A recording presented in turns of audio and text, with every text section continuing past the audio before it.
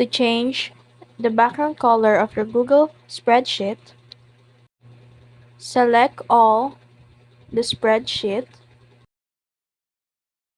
then click this fill color and you can choose whatever color you want to make a background. You can choose blue, violet, brown, red, and many more. And that's it.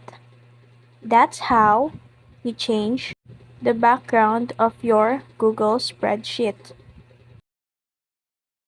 If you found this video helpful, don't forget to like and subscribe to the YouTube channel.